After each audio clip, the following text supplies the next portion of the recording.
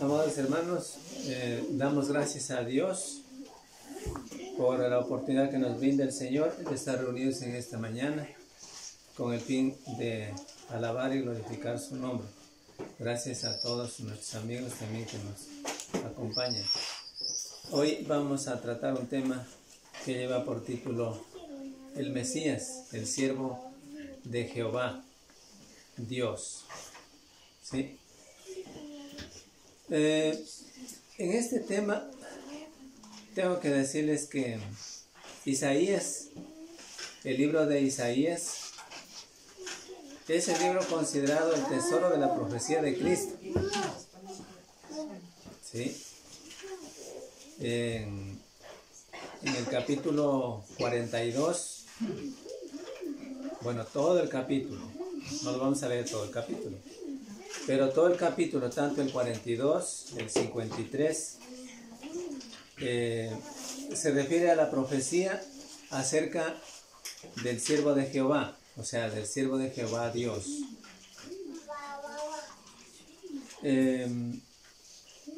Este tema de la profecía, o esta parte, o estos libros de la profecía, eran para los judíos difíciles de entender. Se ve claramente que eran difíciles de entender. Y también eran asombrosas las profecías para aquellos, aún increíbles. Pero es llamado el siervo de Dios, Cristo. Es llamado el siervo de Dios. En todo este tema de las profecías. Pero ¿por qué es llamado el siervo de Dios? Porque no vino para servir, ¿sí? Sino para, o sea, digamos, no vino para ser servido, perdón, sino para servir, ¿sí? Entonces, en este punto es importante que nosotros tomemos en cuenta que Él vino para servir, ¿sí? Y no ser servido. Por eso se llama el siervo de Jehová o el siervo de Dios. Y para dar su vida también, para dar su vida en rescate por muchos. Ahí tenemos en el capítulo del libro de Mateo, en el capítulo 20, 27 y 28. Se llama siervo porque es también mediador. ¿Sí? Vamos a leer ese texto. Mateo 20, 27 y 28.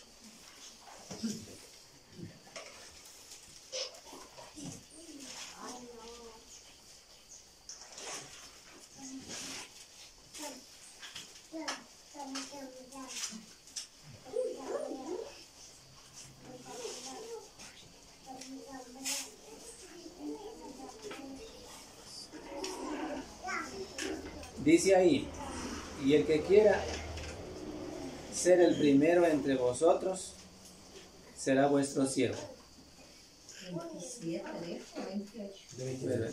20, 27 al 28. Como el Hijo del Hombre no vino para ser servido, sino para servir y para dar su vida en rescate por muchos. Este texto es el que nos hace mención que Él vino para servir y no ser servido. Pero también nos dice que Él es, al mismo tiempo es el mediador entre Dios y los hombres. Hay muchos textos que lo dicen. En nuestro texto que encontramos en Isaías 42,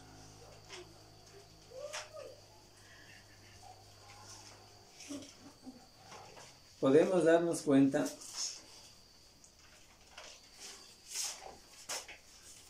que esta profecía, especialmente los versos 2, 3 y 4,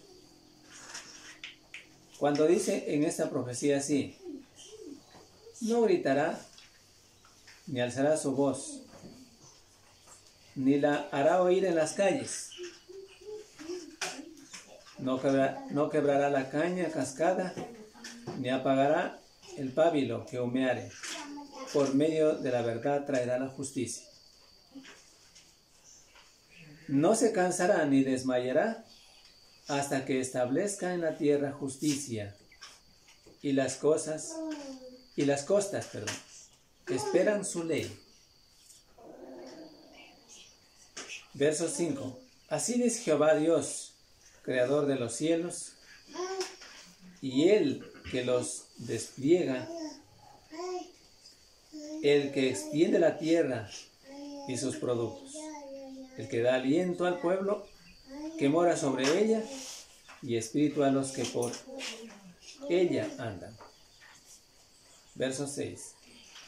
Yo, Jehová, te he llamado en justicia, y te sostendré por la mano, te guardaré y te pondré por pacto al pueblo, por luz de las naciones. Verso 7. Para que abras los ojos de los ciegos, para que saques de la cárcel a los presos, y de las casas de prisión a los que moran en tinieblas. Versos 8. Yo, Jehová, este es mi nombre, y a otro no daré mi gloria ni mi alabanza. Ni mi alabanza a esculturas. Versos 9. He aquí, se cumplieron las cosas primeras, y yo anuncio cosas nuevas. Antes que salgan a luz, yo os la haré notorias. Hasta el verso 9. Esta profecía que encontramos en el libro de Isaías, en el capítulo 42. Como ustedes pueden darse cuenta, habla de Cristo. Habla que el Padre Celestial envía a su Hijo en rescate por todo el mundo, por toda la generación, por todos hombres y mujeres de todo el mundo. ¿Ya? Eso es lo que nos dice en este texto. ¿Ya? Pero como decíamos, aparte de que Él es el servidor, Cristo Jesús, que lo menciona aquí en la profecía, Él es el mediador. Pero también les decía que los judíos, antiguamente, ¿no?, y hasta el día de hoy, mucha gente también, tan difícil se le hace entender estas profecías. ¿Sí? Miremos un texto en el Nuevo Testamento, en Hechos 8, 29 al 34.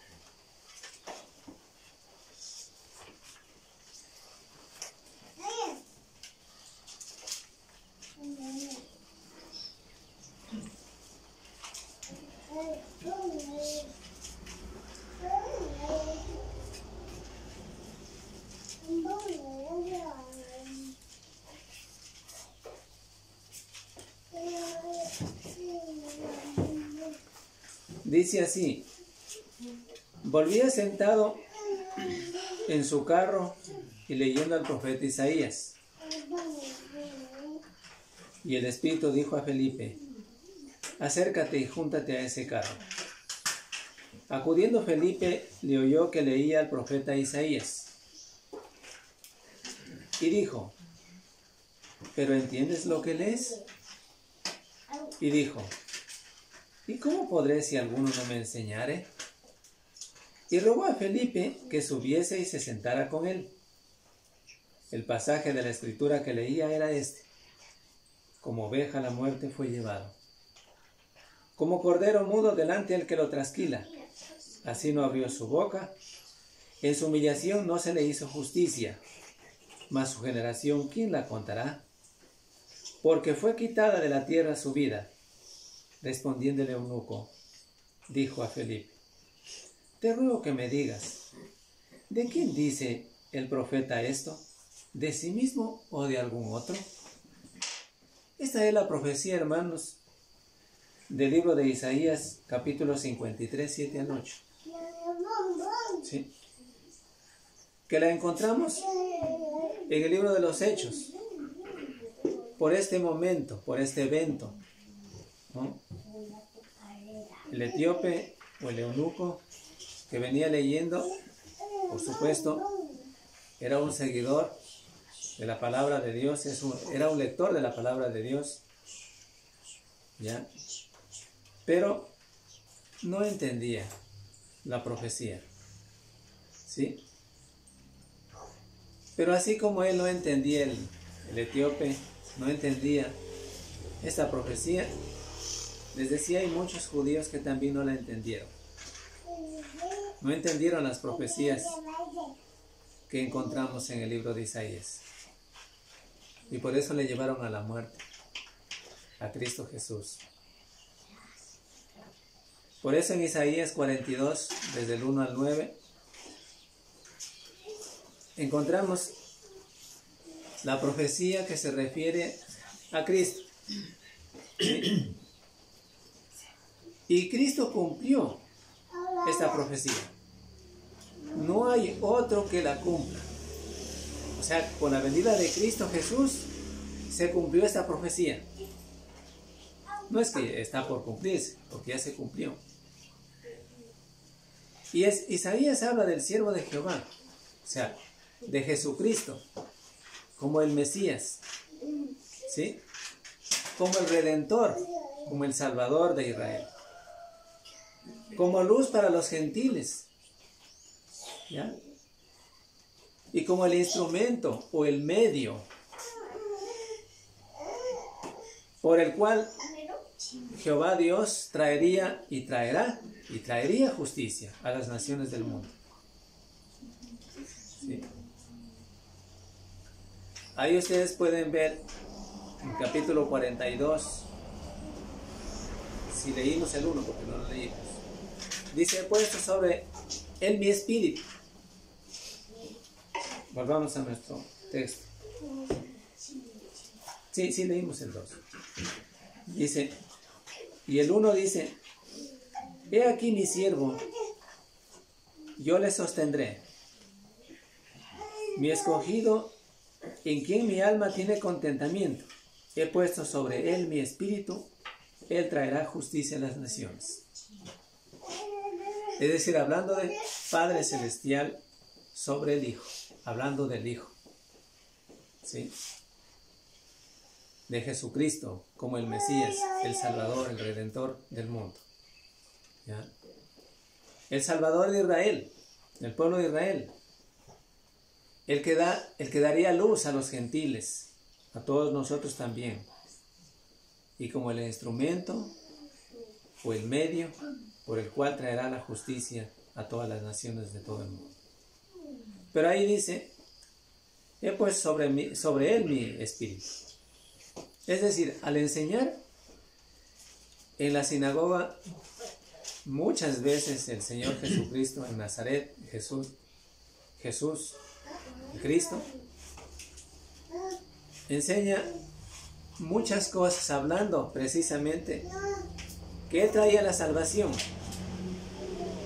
que Él traía el perdón.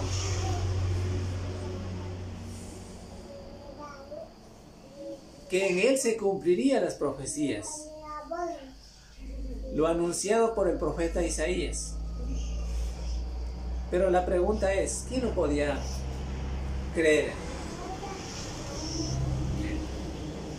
Si el Señor Jesucristo, al enseñar en las sinagogas de los judíos, enseñaba sobre esto de que Él estaba cumpliendo lo que Isaías, o que en Él se cumplía lo que Isaías decía, lo que las profecías decían de Él, ¿quién le creía?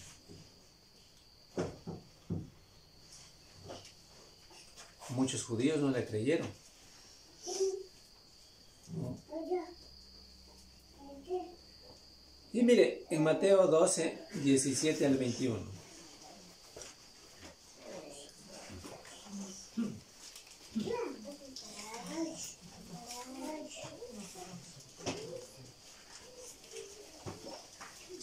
para que se cumpliese lo dicho por el profeta Isaías, cuando dijo: he aquí mi siervo, a quien he escogido, mi amado, en quien se agrada mi alma. Pondré mi espíritu sobre él, y a los gentiles anunciará juicio. ¿Sí? Estaba refiriéndose de él, o sea, de Cristo mismo. Pero como les decía, los judíos no le entendieron. No pudieron dar credibilidad de que hablaban las profecías de Isaías acerca de él, de Cristo, y que él estaba cumpliendo las profecías en su venida. ¿Sí?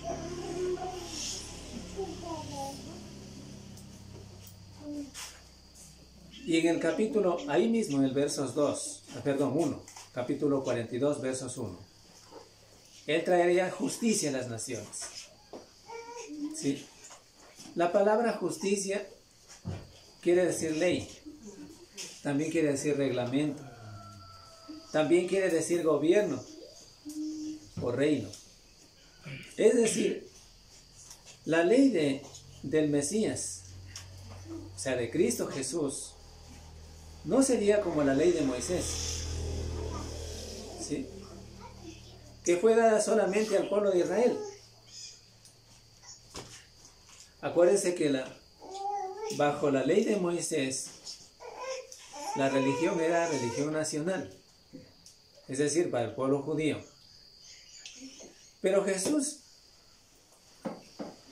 en la profecía, en Isaías, estaba dicho que él traería justicia a las naciones.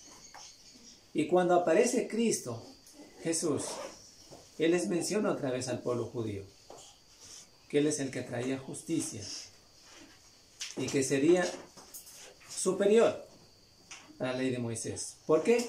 Porque es la ley del Evangelio, que serviría para salvar a todo el mundo, a todo el que quiera, por supuesto que sí, a todo el mundo. ¿Sí? Sería el reino, y hablando del reino universal, sería la salvación para todo el mundo. Ustedes seguramente en alguna vez, en algún momento, muchas veces leyeron el pasaje.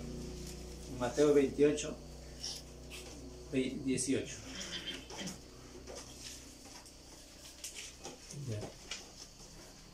Dice ahí el texto: y Jesús se acercó y les habló diciendo: toda potestad me es dada en el cielo y en la tierra. Y el versos 19, por tanto, id y haced discípulos a todas las naciones, bautizándolas en el nombre del Padre, y del Hijo, y del Espíritu Santo, enseñándoles que guarden todas las cosas que os he mandado. He aquí, yo estoy con vosotros todos los días hasta el fin del mundo. Es decir, el Evangelio de Jesucristo sería para todo el mundo. ¿Sí? No sería solamente para el pueblo de Israel, sino sería para todo el mundo.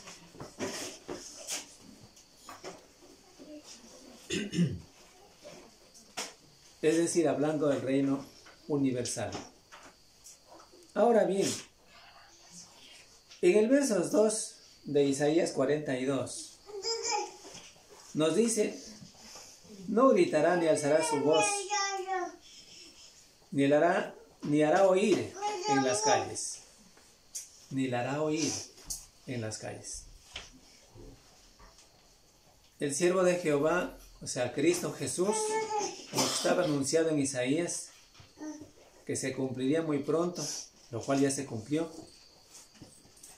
no establecería su gobierno como los políticos, comunes y corrientes. Con ¿qué diríamos? Con un sensacionalismo que presentan hoy los políticos, de trompetas, ni de manifestaciones ruidosas en las calles. Jesucristo no vino así.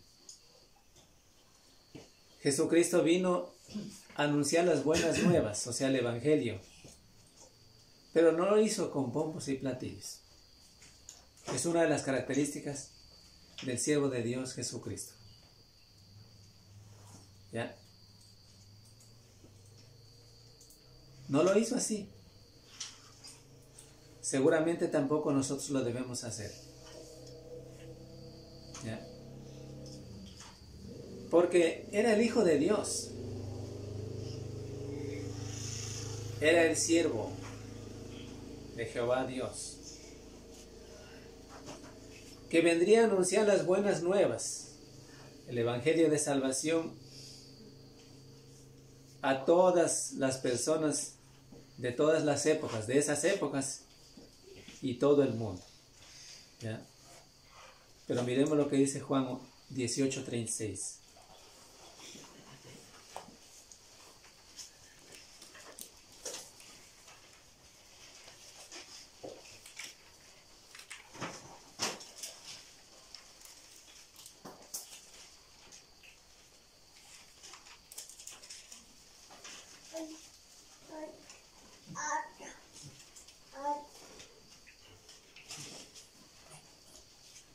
Respondiendo Jesús: mi reino no es de este mundo.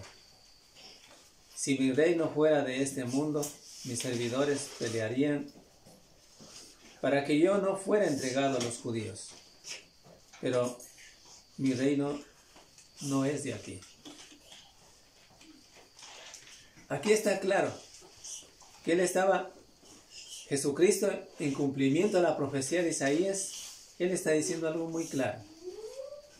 Que el reino de Él no es como los políticos, no es como el pueblo común y corriente de ahora, o como los políticos de siempre, que manifiestan y que hacen y que se presentan como les dije antes, con bombos y platillos para manifestarse, para indicar que ellos serían los que podrían dar la solución al pueblo.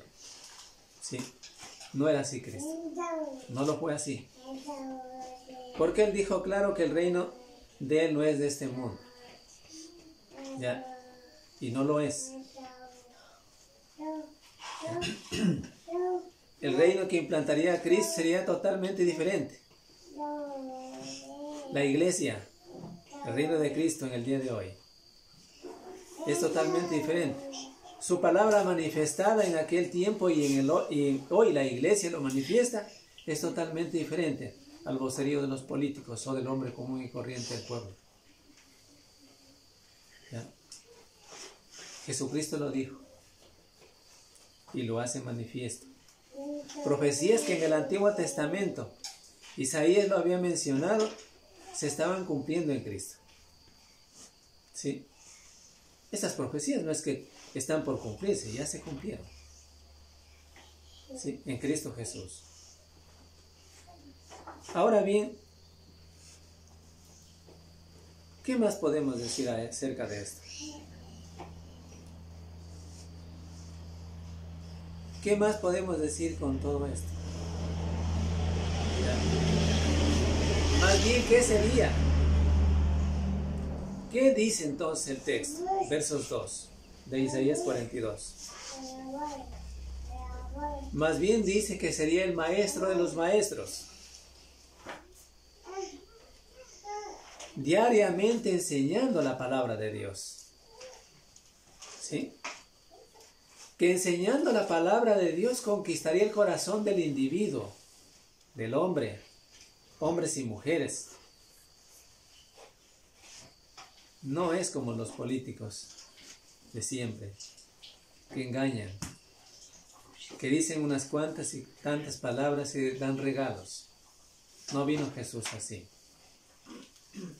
Por eso Isaías y todo el libro de Isaías les decía que se manifiesta en claro que es el tesoro de la profecía de Cristo. ¿Sí? Porque lo hace claramente, indicando claramente que vendría el Hijo de Dios Jesucristo y establecería su reino. ¿ya? Que no es el reino de este mundo. Que no lo haría con bombos y platillos, pero que sí manifestaría la palabra del Dios divino. ¿Sí? Eso es lo que nos dice. Pero lo que sigue es difícil de entender y les habrá extrañado a los judíos. ¿Ya? En el versos 3 del capítulo 42 de Isaías. Dice ahí: no quebrará la caña cascada, ni apagará el pábilo que humeare por medio de la verdad, traerá justicia. Es decir, no hará como los otros conquistadores, como los otros que quieren ganarse las almas o las personalidades de los demás. Es decir, el texto hace mención que no hará como otros que abusan de los débiles, tratándoles de inútiles. Jesús no era severo, no era cruel, en cierto sentido lo podemos ver, sino compasivo y paciente. Paciente con los oprimidos por el diablo. ¿Sí? Recuerden que los fariseos y los escribas oprimían a los pobres. Él no vino para hacer esta clase de opresión. Mateo 23, 14 al 23.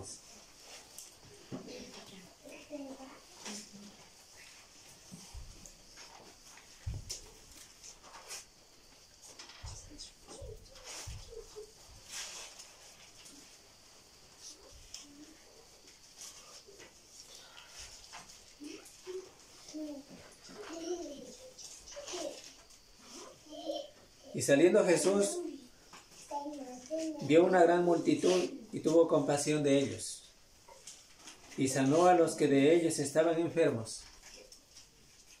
El verso 14 nos dice que tuvo compasión y sanó a los que estaban enfermos. Cuando anochecía, se acercaron a él sus discípulos diciendo: el lugar es desierto y la hora 14, 23, 14, sí coincide. a ver, este es el 14, desde el 14 al 23. 14, 23, 14, es el capítulo 14, desde el 14 al 23. Y cuando anochecía, se acercaron a él sus discípulos diciendo: el lugar es desierto y la hora ya pasada. Despide a la multitud para que se vayan, o para que vayan por las aldeas y compren de comer. Jesús les dijo: no tienen necesidad de irse, dadles vosotros de comer. Y ellos dijeron: no tenemos aquí sino 5 panes y 2 peces. Él les dijo: traedlos acá. Entonces mandó a la gente a recostarse sobre la hierba, y tomando los 5 panes y los 2 peces, y levantando los ojos al cielo, bendijo, y partió y dio los panes a los discípulos, y los discípulos a la multitud. Y comieron todos y se saciaron, y recogieron lo que sobró de los pedazos, 12 cestas llenas. Y los que comieron fueron como 5,000 hombres, sin contar las mujeres y niños. Enseguida Jesús hizo a sus discípulos entrar en la barca e ir delante de él a la otra ribera, entre tanto que él despedía a la multitud. Despedida la multitud, subió al monte a orar aparte, y cuando llegó la noche estaba allí solo. Está ahí. Bueno, ¿por qué leímos este texto? Porque en Isaías 42:3 nos decía que él no vino como otros conquistadores que abusan de los débiles tratándoles de inútiles, en otras palabras. Es decir, que Jesús no era cruel en ese sentido, que no era severo, sino compasivo y paciente. ¿Ya? Eso es lo que se anunciaba en Isaías, la profecía de Isaías, para que pudiera entender el pueblo, para que pudiera entender el pueblo de Israel. Y no solamente Israel, sino todo el mundo. Que Él vino a librar a los oprimidos por el diablo. Pero aquí están los escribas y fariseos que oprimían a los pobres. La diferencia entre los escribas y fariseos y Cristo era totalmente diferente. Hay una diferencia enorme. Jesús compasivo, pero Jesús buscó y salvó a los despreciados publicanos, acuérdense. Ahí está en Lucas. Recordemos Lucas 19, 2 al 10. Si quieren pueden leerlo. Consolando a los que lloraban, animando a los temerosos y perdonando a los pecadores también. Eso es lo que hizo Cristo. Y las profecías seguían hablando en el libro de Isaías, mencionando que vendría el Mesías, el paciente, el misericordioso, el perdonador de pecados. Pero aún así, los de aquel tiempo, los judíos, no lo pudieron entender. Para el siervo de Jehová, los más débiles, es decir, para el siervo de Jehová, es decir, Jesucristo, Hijo del Padre, ¿ya? Los más débiles pueden ser útiles. Solo una breve comparación. Si usted mira 5 dedos en su mano y usted dice, este dedo más chiquito no lo necesito, solo va a coger con los 4 dedos. Agarre si va a poder. ¿Sí? Usted va a ver que no es eso, ¿no es cierto? Entonces, para indicar que todos, para Cristo, somos importantes. ¿Sí? Desde los más pequeños hasta los más grandes, si se quiere decir en ese sentido. Por eso, los levantará, los ayudará, los fortalecerá. Cristo vino al mundo para buscar y salvar a los que se habían perdido. Eso habla la profecía. ¿Quién pudo entender eso en ese tiempo? Aún hay muchos cristianos en este tiempo que no pueden entender las profecías. Pero hay que leer. ¿Sí? Las parábolas que encontramos en el libro de Mateo, en el capítulo 15,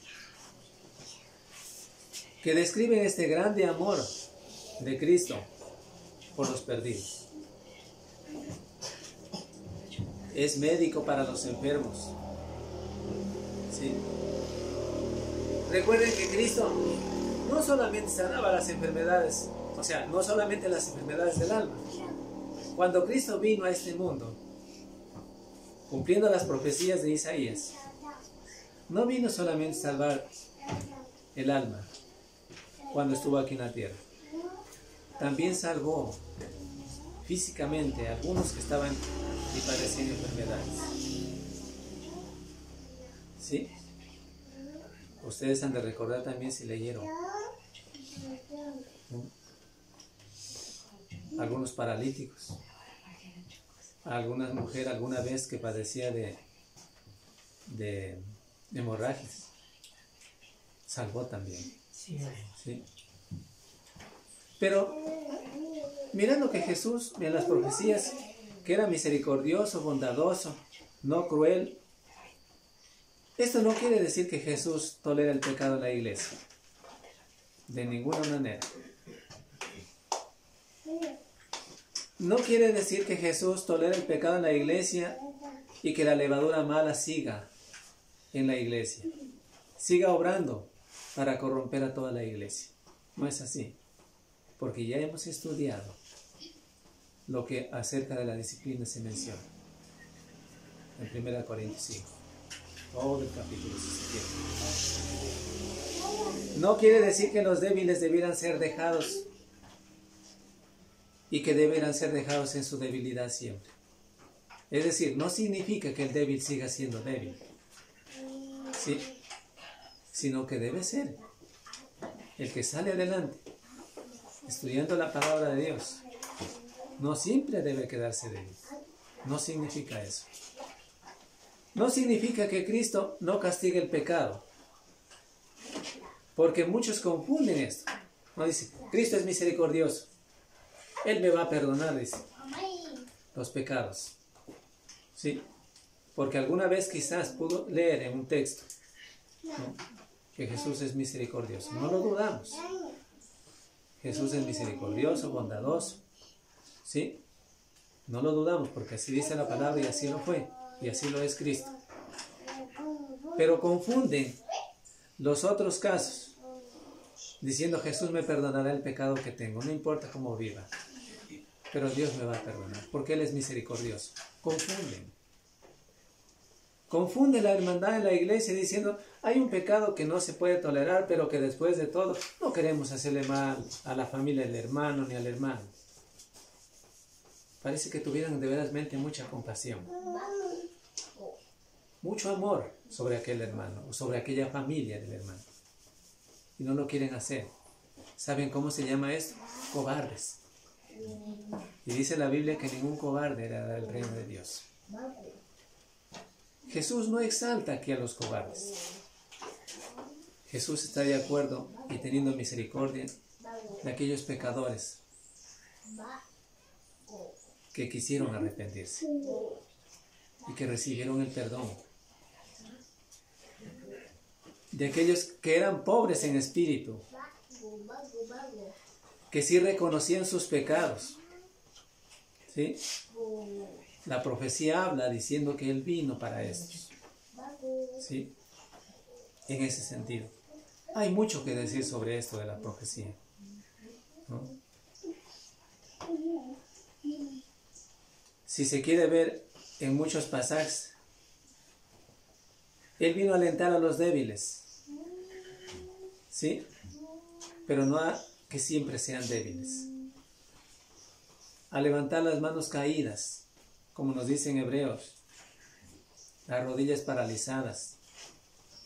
A levantar a los que estaban y están y que se han extraviado de la verdadera doctrina de Cristo. Y eso lo hace Cristo. Los levanta, los trae otra vez a su pueblo, a su iglesia. La profecía también hablaba de esto. ¿Ya? Entonces, todo esto debemos entender y no confundir, ¿no? Porque hasta hermanos piensan eso. Dicen, no, pero Dios es misericordioso, bondadoso, lleno de amor, como los sectarios. Cuando me pongo a conversar con algún sectario, siempre me menciona que Dios es Dios de amor. No lo dudamos. Dios es Dios de amor. Pero también debemos entender que Él no tolera el pecado. ¿Ya? Que Él no puede dejar siempre débiles, o puede mirar siempre a los débiles como débiles. Siempre quiere que estos débiles salgan adelante. ¿Sí? Eso, y para eso vino Cristo. ¿No? El versos 4 del capítulo 42 de Isaías dice, no se cansará ni desmayará hasta que establezca en la tierra justicia y las costas esperarán su ley. ¿Sí? Habrá muchos obstáculos. Cuando vino Cristo a la tierra, en cumplimiento fiel a las profecías dichas por el profeta Isaías, Él sabía que tendría muchos obstáculos. Él sabría que tendría muchos problemas y que no será fácil y no le sería fácil, ¿sí? Pero logrará un propósito, su propósito de establecer su gobierno en el mundo. Es decir, de establecer su reino en el mundo. Y lo estableció. Y por eso estamos ahora aquí. Porque Cristo estableció su reino. Nosotros, estando en su reino, en el reino de Cristo, podemos alabar y glorificar a Dios. Podemos estudiar su palabra. Podemos hablar de las profecías que se cumplieron de Cristo. ¿Sí? Entonces, fue así. Que había mucho que corregir. Y para eso vino Cristo. Porque había mucho que corregir. Había injusticia y opresión. Y tales condiciones provocaban revoluciones. ¿Sí? Pero el reino de Cristo no es de este mundo. ¿Sí? Sino que por medio del Evangelio de Cristo, Él sigue luchando contra Satanás. Porque nosotros, como cristianos, siendo parte del reino de Cristo, no luchamos con armas, con armas físicas. Nadie tiene una metralleta para combatir, para luchar, para decir que vence a Satanás. Pero sí tiene la mejor arma, el Evangelio de Jesucristo, para combatir contra el enemigo. Porque las profecías hablaban de esto, de que Cristo vino a vencer al enemigo. ¿Sí? Cristo vino a rescatar a los que estaban dominados por el diablo. ¿Ya? Y todo eso. Todas las fuerzas de maldad se pueden combatir con el Evangelio de Cristo. Eso es lo que nos dice el verso 4 de la profecía de Isaías capítulo 42. Y el verso 7. Para que abra los ojos a los ciegos, para que saques de la cárcel a los que estaban presos, de la prisión, ¿cierto? De tinieblas, también que salgan a la luz. Verso 7. Eso lo decía en Isaías, en el capítulo 42, verso 7.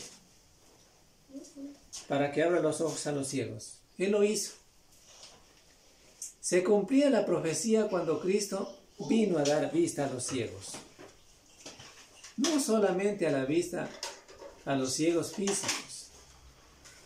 Recuérdese que no es solamente la vista a los ciegos físicamente, sino también a los mismos judíos, a los mismos gentiles, y especialmente a los mismos judíos que viendo no veían, a los fariseos y escribas que viendo no veían, que leyendo cada día en las sinagogas los pasajes de las profecías y oyendo no oían.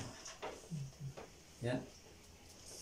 Él vino a dar cumplimiento a las profecías dichas de Él mismo o por Él mismo. ¿Ya? Dando la oportunidad por medio del Evangelio a que se divisen las cosas espirituales. ¿Sí? Porque el Evangelio es el que nos da la vista, si queremos entender. Si yo no veo las cosas de Dios, no las puedo percibir, no las puedo entender, leyendo, mirando lo que dice Dios en las Escrituras, puedo ver la realidad de las cosas espirituales. Pero si no leo,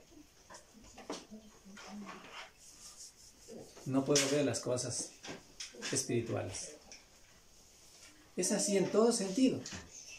Si yo no me instruyo en algo que debo saber, nunca entenderé, nunca aprenderé. Aún nosotros que somos agricultores podemos entender esto en el campo, en la realidad. Si yo no me instruyo en las cosas del campo, o sea, en la siembra de cualquier producto, pues si no me instruyo, no aprenderé. No aprenderé a manejar verdaderamente ese cultivo. ¿Sí? Esa es la realidad. en las cosas espirituales también, hermanos. Si yo no me instruyo en la palabra de Dios, nunca aprenderé. Nunca llevaré el mensaje. Nunca me llenaré del conocimiento, porque el conocimiento no es algo que imaginariamente uno se lo mete en la cabeza así, ¿no? Conocimiento es leyendo. Cristo nos dice también en las profecías de esto. ¿Ya? Nos dice en el Nuevo Testamento, ayer nos hizo leer el hermano, ¿cierto? En algunos pasajes. Escudriñad las escrituras ya que creéis tener en ellas vida eterna. Escudriñar, investigar, leer, averiguar, consultar, eso significa. ¿Sí? Es importante. Es de todos, es para todos, porque queremos estar en el cielo con Cristo. ¿Sí? También dice el verso 7, que Él vino a pregonar libertad a los cautivos, ¿ya? A liberar a los que estábamos en pecado. Dice así el texto. El Evangelio de Jesucristo es el que nos libera del pecado. ¿Sí? Cristo, a través de su palabra, de su Evangelio, Él vino a liberar a los ciegos espiritualmente, para que tengan vista por medio del Evangelio y puedan ser salvos, y todos podamos ser salvos. A poner libertad a los oprimidos por el pecado, ¿sí? Que viniésemos a ser salvos, liberados de la condición pecaminosa. Eso es lo que dicen las profecías, lo que vino a ser Cristo, y lo que se cumplía realmente, y lo que vendría a ser en nosotros ahora. ¿Ya? Ahora, el verso 9, que es el capítulo 42, dice ahí, he aquí, se cumplieron las cosas primeras, y yo anuncio cosas nuevas. Hablando de Cristo, la profecía de Isaías, versos 9, 42, 9. Muchas profecías ya se habían cumplido. ¿Sí? Por ejemplo, acerca de los descendientes de Abraham, acerca del reino de David, acerca de la venida de los asirios y babilónicos para llevar cautivos al pueblo de Israel. Eso ya se cumplieron, esas profecías, porque eran profecías que en un momento tuvieron el cumplimiento, en las cuales por causa del pecado, por causa de la desobediencia, el pueblo de Israel tuvo que ir a parar el cautiverio de los babilónicos por causa del pecado. Y hubieron profecías que anunciaban esto y se cumplieron. Es decir, eso es lo que dice Isaías, versos 9. Así que se cumplieron las cosas primeras. Pero dice Cristo ahora, yo anuncio cosas nuevas. Lo del Evangelio. ¿Sí? Lo del Evangelio de Jesucristo. ¿Ya? Pero también decía la palabra de Dios, y nos dice la palabra de Dios, que cielo y tierra pasarán, y mis palabras no pasarán. Es decir, que las profecías tendrían momento en el que se cumplirían. ¿Ya? No es que iban a ser desatendidas o dejadas. Todo se cumplió. ¿Sí? La palabra de Dios es viva y eficaz. ¿Sí? También dice que es cortante. Es decir, siempre se cumplió, se cumple. ¿Sí? La palabra de Dios es viva y es eficaz para salvar el alma de los seres humanos. ¿Sí? En ese sentido. O sea, no es algo que podemos leer la Biblia, no es algo que podemos leer como estar leyendo cualquier libro. ¿Sí? Es la palabra del Dios divino. Es la palabra viva, eficaz, que nos da las soluciones al alma. Y recuerden que también tiene promesas de esta vida presente, el Evangelio. Dice que la vida de la piedad tiene promesas de esta vida presente y también de la venidera mayormente. ¿Ya? Nos fortalece, nos ayuda para todo.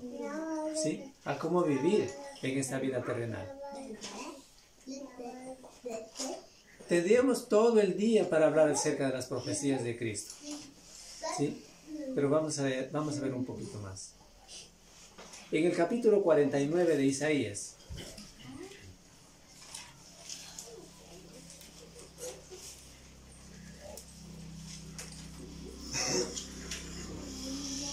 Versos 3. Dice ahí, mi siervo eres, oh Israel, porque, a ver, mi siervo eres. Ahí dice, ahí está una comita. Oh Israel, comita, porque en ti me gloriaré. Es importante que nosotros cuando leyéramos las escrituras, pudiéramos entender Isaías 49:3. Pudiéramos entender claramente, sabiendo respetar el punto y coma. ¿Sí? Porque si no, no vamos a entender. Parece que la nación de Israel es el siervo de Jehová, al parecer en el texto que leímos, pero no es así. Pero hay que estudiar significativamente los contextos para poder entender. ¿Ya?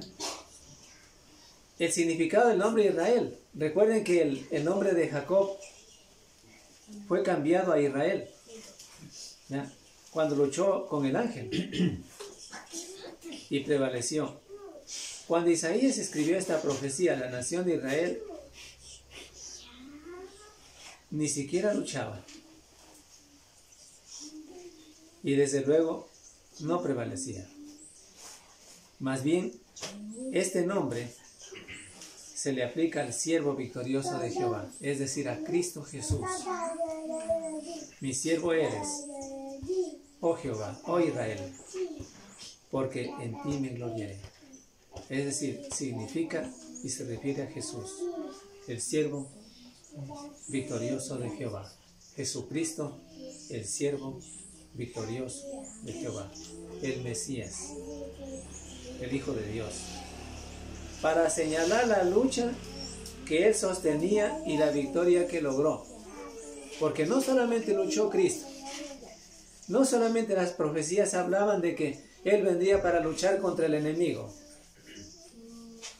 que él vendría a libertar a los oprimidos por el diablo en aquel entonces. Ya, acuérdense que esa opresión que vivían hombres en ese tiempo era tremendo, que vivían en los sepulcros. ¿Ya? Y también vino Cristo a libertarlos de esa opresión del diablo. Hoy no oprime así el diablo, ¿no es cierto? No nos hace estar en el sepulcro, pero hoy oprime el diablo por medio del pecado que cometimos. Y para esto vino Cristo, para libertarnos de esa condición pecaminosa. Entonces, para señalar la lucha que él sostendría y la victoria que logró, porque él logró la victoria. Miren, en el Nuevo Testamento, si nosotros recordando un poquito, no tanto se nos dice, sí se nos dice que Cristo nació, que vino de María, que nació de María, sí se nos dice, pero se nos hace más mención y algo recordatorio, que lo recordamos el primero de la semana, la muerte de Cristo. Porque con la muerte de Cristo ¿qué logró? Logró la victoria. Cristo logró la victoria. ¿Ya?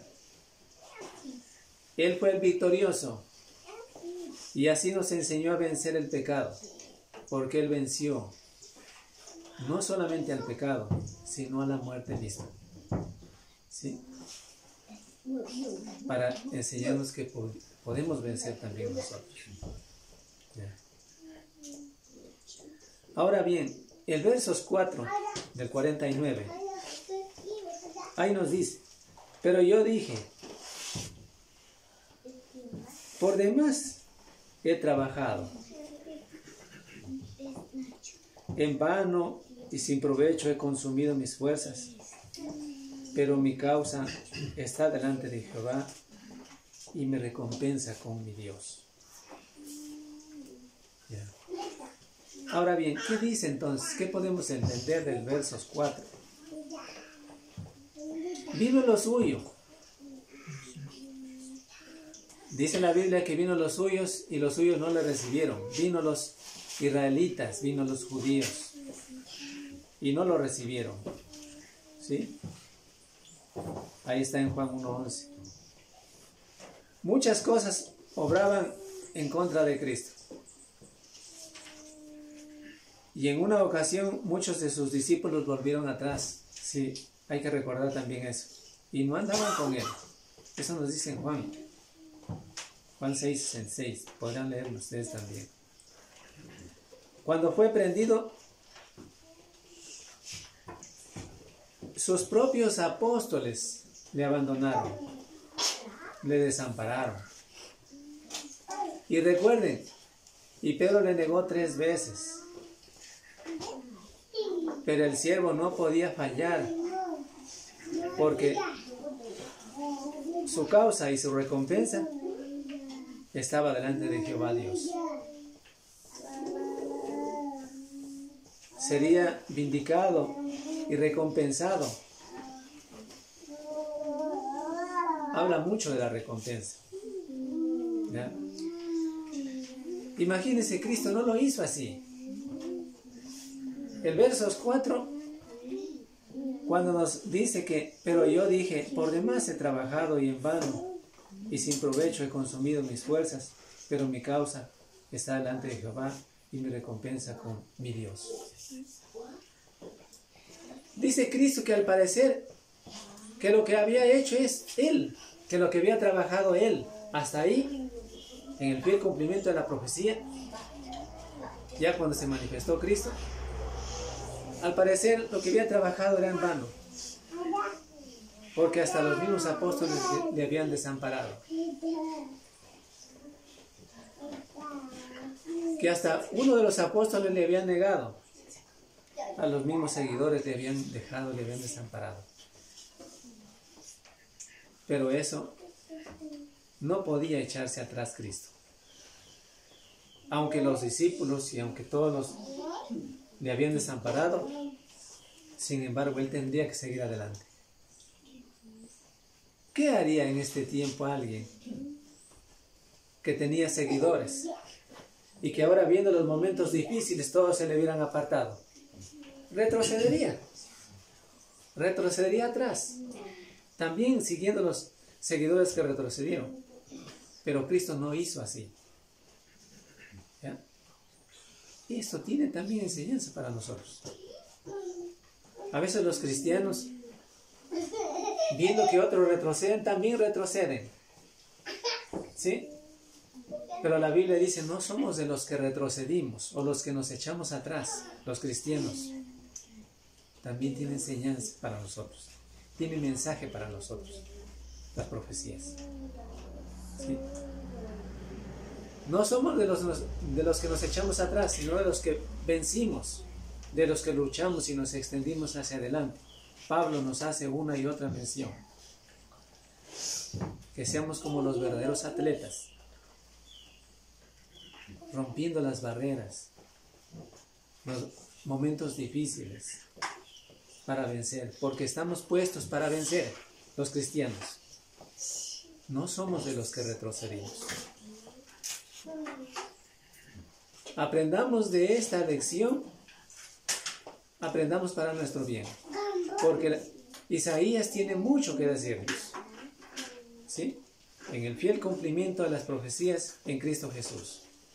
Tiene mucho que decirnos.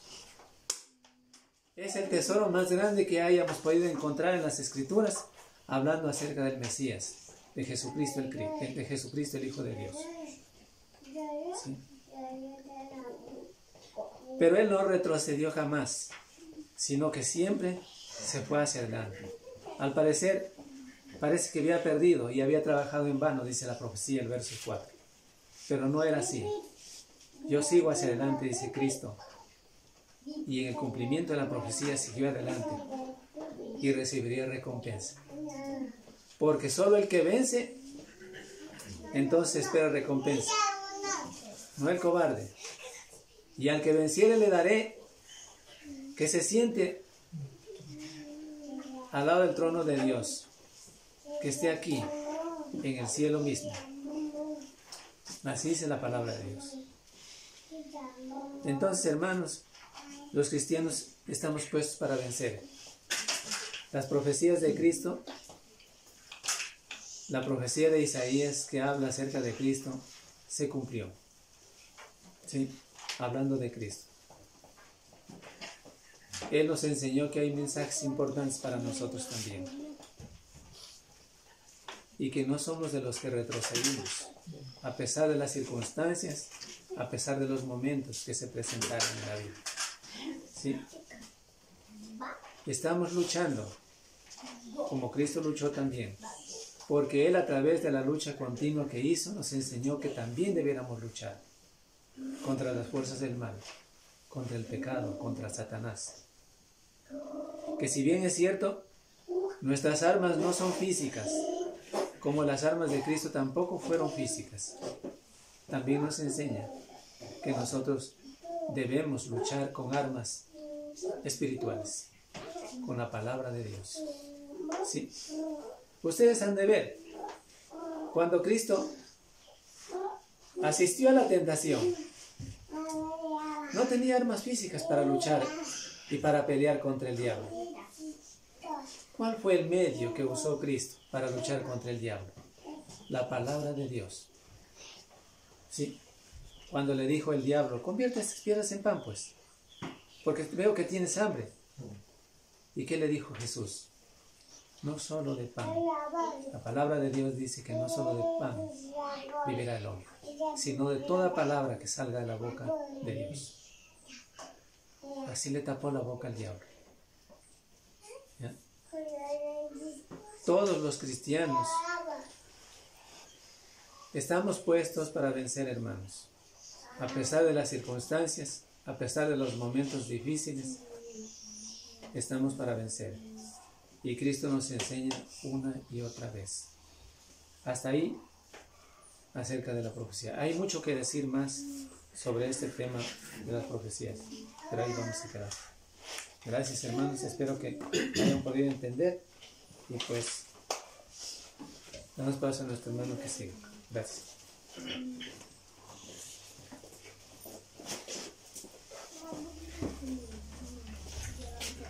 Buenos días, hermanos. Vamos a continuar en esta mañana con la cena del Señor. Como tenemos en conocimiento, el primer día de la semana nos reunimos para poder participar de la mesa del Señor, conociendo que Jesús pues murió por cada uno de nosotros. Vamos a leer en Marcos 15:22, donde nos dice: y le llevaron a un lugar llamado Gólgota, que traducido es lugar de la calavera, y le dieron a beber vino mezclado con mirra, mas él no lo tomó. Cuando le hubieron crucificado, repartieron entre sí sus vestidos, echando suertes sobre ellos para ver qué se llevaría cada uno. Era la hora tercera cuando le crucificaron, y el título escrito de su causa era el Rey de los Judíos. Crucificaron también con él a dos ladrones, uno a su derecha y el otro a su izquierda. Y se cumplió la escritura que decía: y fue contado con los inicuos. Y los que pasaban le injuriaban meneando la cabeza y diciendo: va, tú que derribas el templo de Dios y en 3 días lo reedificas. Sálvate a ti mismo y desciende de la cruz. De esta manera también los principales sacerdotes, escarneciendo, se decían unos a otros, con los escribas: a otros salvó y a sí mismo no se puede salvar. El Cristo, Rey de Israel, descienda ahora de la cruz, para que veamos y creamos. También los que estaban crucificados con él le injuriaban. Cuando vino la hora sexta, hubo tinieblas sobre toda la tierra, hasta la hora novena. Y a la hora novena Jesús clamó a gran voz diciendo: Eloi, Eloi, lama sabactani, que traducido es: Dios mío, ¿por qué me has desamparado? Y algunos de los que estaban allí decían al oírlo: mirad, llama a Elías. Y corrió uno y empapando una esponja en vinagre y poniéndole en una caña le dio a beber, diciendo: dejad, veamos si viene Elías a bajar. mas Jesús, dando una gran voz, expiró. Todo esto, hermanos, tenía que suceder para que se cumpliese la profecía. Y vemos todas las cosas que sucedieron en aquel momento, ¿no? La burla hacia Jesús, ¿no? El maltrato hacia Jesús. Y vemos que todo esto tuvo que suceder para que hoy en día nosotros podamos estar aquí presentes, ¿no? Delante de Él, haciendo memoria de su muerte, ¿no? Como cristianos. Todas las cosas que sucedieron en algún momento o en aquel momento, pues sirvieron para todo el mundo, para todas las personas que hoy pudieran tener vida, ¿no? Y así de esa manera también todos tengan la oportunidad de hacer lo mismo, ¿no? Que hacemos nosotros hoy en día.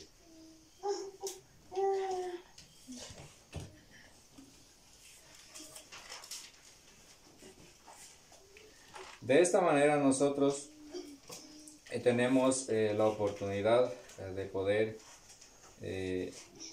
recordar la muerte de Jesucristo, y nosotros lo hacemos por medio de los elementos que participamos, que representa su cuerpo y su sangre derramada en la cruz, ¿no? Y nosotros para poder participar de estos elementos, nosotros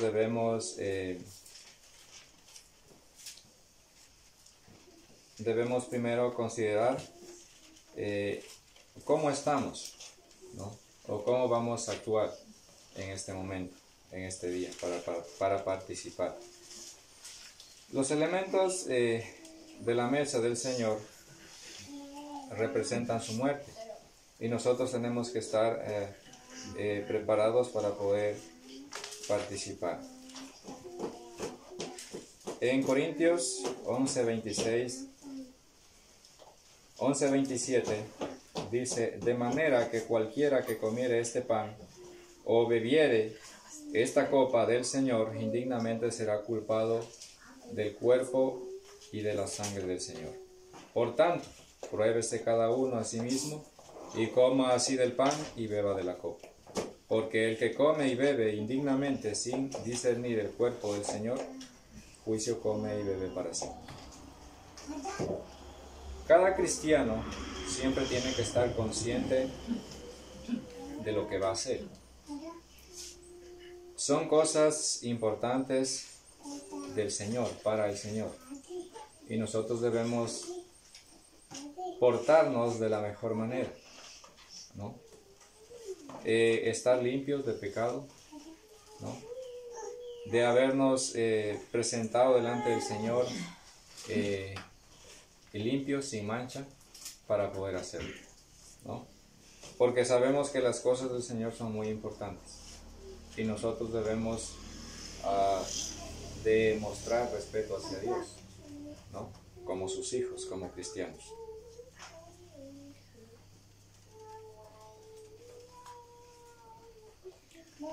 Así también, como muchos cristianos lo hicieron, como muchos cristianos participaron también en el tiempo de Jesús, cuando Jesús mismo les enseñó, y los cristianos fueron pues de la misma manera preparados para que puedan hacerlo en todas partes, ¿no? Del mundo. Hoy en día a nosotros también se nos ha enseñado, y nosotros también lo vamos a hacer de la misma manera. Vamos a participar de estos elementos importantes para el Señor. Vamos a pedir al hermano Freddy, por favor, que nos ayude con una oración por el pan.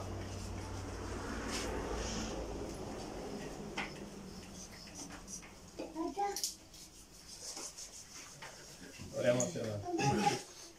Bendito Señor que estás en el cielo, te damos las gracias por este pan, el cual representa la comunión del cuerpo de Cristo. Gracias te damos, Señor, en el nombre de Cristo Jesús. Amén. Amén.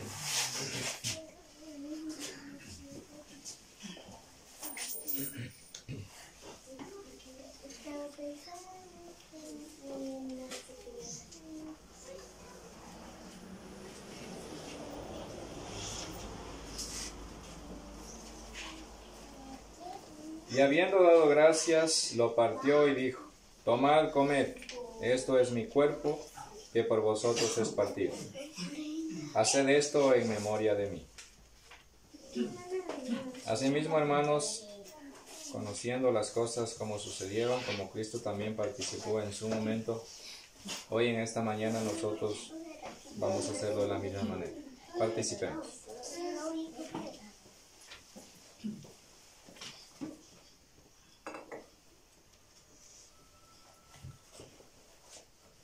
De la misma manera vamos a continuar con el jugo de uva.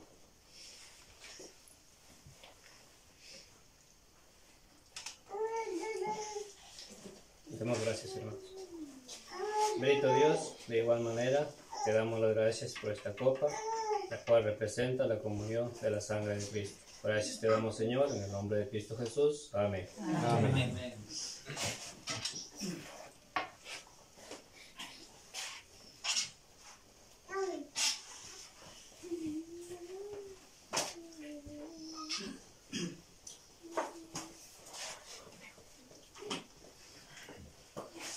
Asimismo tomó también la copa después de haber cenado, diciendo: esta copa es el nuevo pacto en mi sangre. Haced esto todas las veces que la bebiereis en memoria de mí. Asimismo, hermanos, en esta mañana vamos a participar de la misma manera, recordando que este jugo de uva representa la sangre de nuestro Señor Jesucristo derramada en la cruz. Participemos.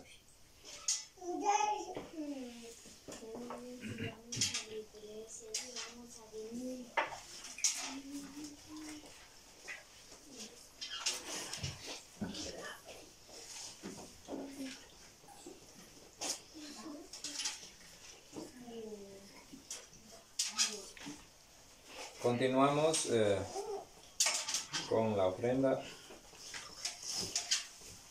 Las ofrendas de la misma manera son o es un acto que nosotros realizamos por mandamiento de Dios.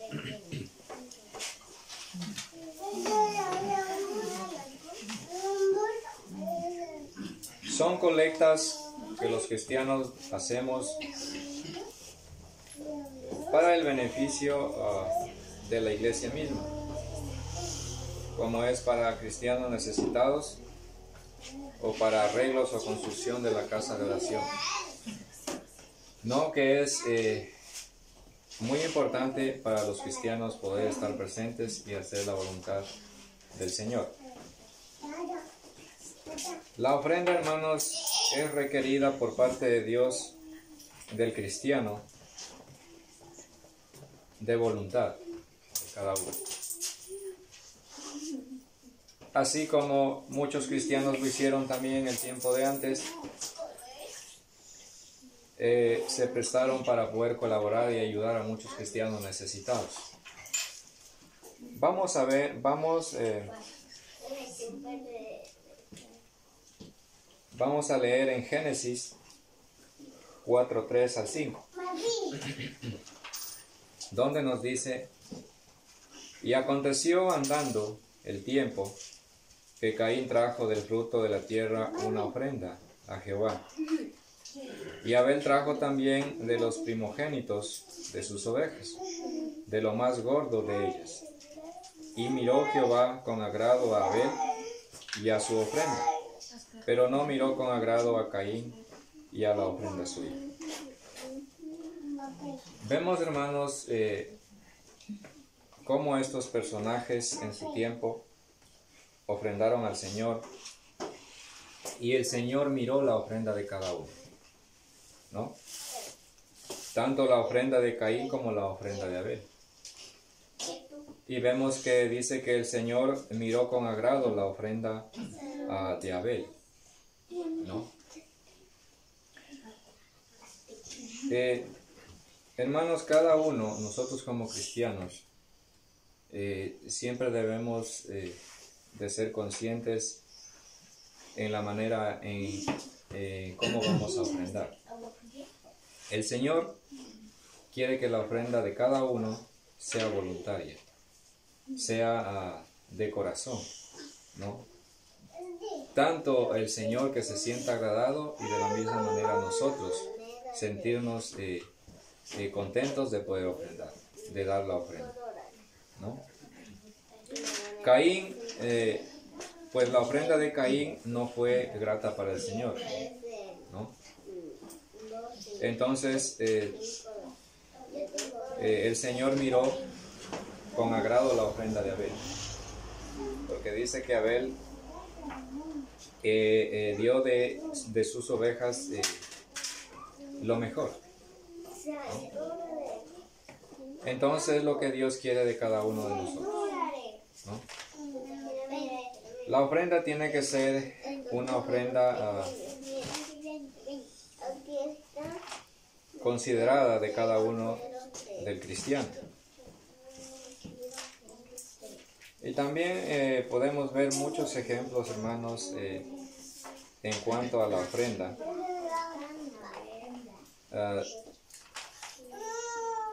Cómo Dios quiere que cada cristiano pueda ofrendar. Muchos cristianos de la misma manera tuvieron la oportunidad de presentarse al Señor para poder colaborar con muchos cristianos necesitados en el tiempo de antes, ¿no? Y ellos lo hicieron con gran gozo, con gran alegría. Vamos a ver en 2 de Corintios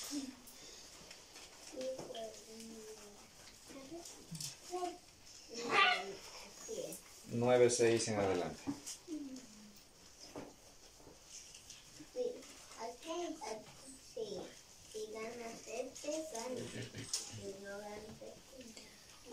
Pero esto digo, el que siembra escasamente también segará escasamente, y el que siembra generosamente, generosamente también segará. Cada uno dé como propuso en su corazón, no con tristeza ni por necesidad, porque Dios ama al dador alegre. Y poderoso es Dios para hacer que abunde en vosotros toda gracia, a fin de que teniendo siempre en todas las cosas todo lo suficiente abundéis para toda buena obra. El Señor pide, hermanos, que cada cristiano sea generoso en todas las cosas, especialmente en las cosas de Dios. Para nosotros poder ser siempre bendecidos cada día debemos ser generosos con Dios, ¿no? Dios siempre dará al cristiano, al ser humano, según el comportamiento del ser humano o del cristiano, ¿no? Lo que nosotros dispongamos a ofrendar es de voluntad de cada uno y debe serlo de la mejor para que Dios también se sienta agradado por lo que nosotros hacemos cada día. No sentirnos o no ser egoístas, ¿no? En las cosas que hacemos, en las cosas del Señor, sino que siempre sea de todo corazón, ¿no? Para que el Señor se agrade por cada uno. A pesar de todas las cosas que nosotros como cristianos o como seres humanos podemos obtener, ¿no? Por medio de la vida que Dios nos bendice. A pesar de todo ello, a pesar de todas aquellas cosas que podemos obtener, Dios nos bendice cada día, ¿no? Lo que el Señor quiere es que el cristiano siempre se comporte cada día como Él manda, ¿no? En obediencia. Y así Dios regará bendiciones cada día en cada uno de nosotros. Y de esa misma manera nosotros también tener esa oportunidad de poder ayudar a quienes necesitan, ¿no? Especialmente a los cristianos. Ayudarnos como cristianos, como hijos de Dios que somos, ¿no? De esta manera vamos a ofrendar, hermanos, en esta mañana. Por favor, el hermano que nos ayude con la oración.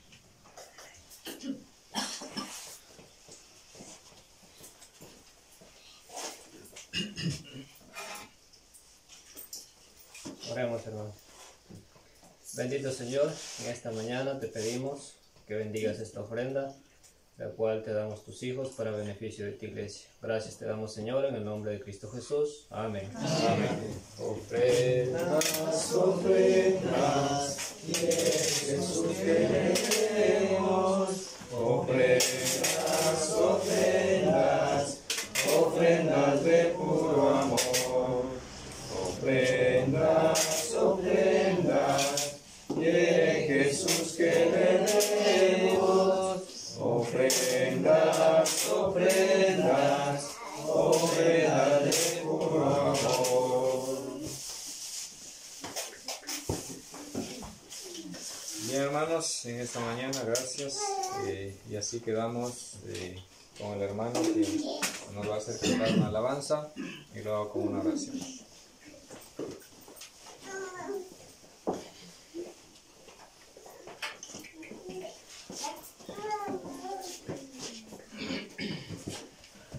Bien, amados hermanos, estamos llegando a la parte final de este culto de adoración.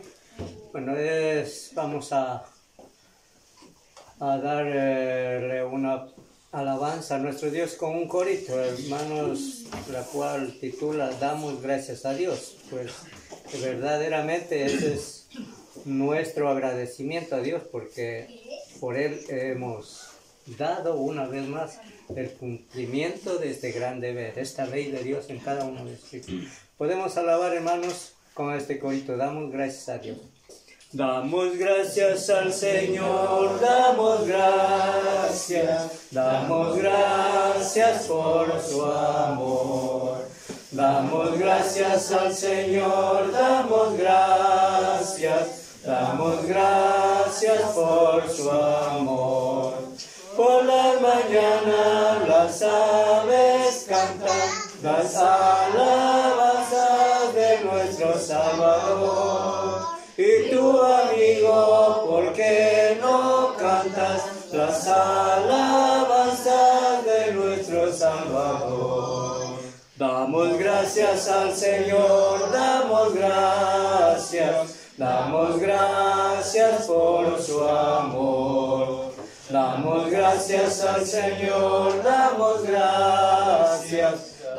gracias por su amor. Por la mañana las aves cantan las alabanzas de nuestro Salvador. Y tú, amigo, ¿por qué no cantas las alabanzas de nuestro Salvador? Bien, amados hermanos, estamos agradecidos por todo, las grandes bendiciones de Dios. Vamos a dejarle a nuestro hermano que nos pida con la oración.